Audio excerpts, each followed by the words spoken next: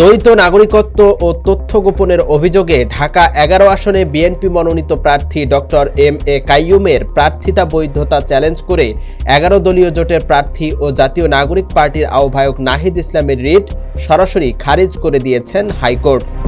এর ফলে ঢাকা ১১ আসনে ডক্টর এম.এ. কাইয়ুমের নির্বাচনে কোনো বাধা নেই বলে জানিয়েছেন আইনজীবীরা। মঙ্গলবার বিচারপতি ফাহমিদ কাদের ও বিচারপতি মোহাম্মদ আসিফ হাসানের হাইকোর্ট বেঞ্চ এ আদেশ দেন। আদালতে রিটের পক্ষে শুনানি করেন আইনজীবী মোহাম্মদ হোসেন লিপু, অ্যাডভোকেট জহিরুল ইসলাম মুসা।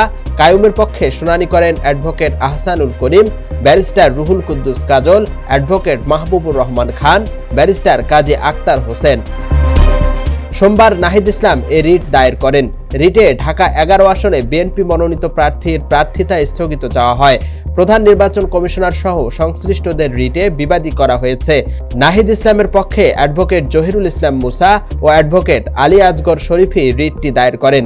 এর আগে ঢাকা ১১ আসনে ১২ দলীয় জোটের প্রার্থী ও জাতীয় নাগরিক পার্টির আহ্বায়ক নাহিদ ইসলাম এবং বিএনপি মনোনীত প্রার্থী ও দলটির ক্ষুদ্র ঋণ বিষয়ক সম্পাদক ডক্টর এম.এ. কাইয়ুমের মনোনয়ন বৈধ ঘোষণা করে নির্বাচন কমিশন। ইউএফটি ফার্স্টের সাথে ট্রেড করুন যে কোনো জায়গা থেকে। ক্যাম্পাসে ক্লাসের ফাঁকে, ঢাকার জ্যামে বসে কিংবা ঘরে বসে ট্রেডিং এখন হাতের মুঠোয়। তাই ট্রেড করুন যখন খুশি, যেখানে খুশি।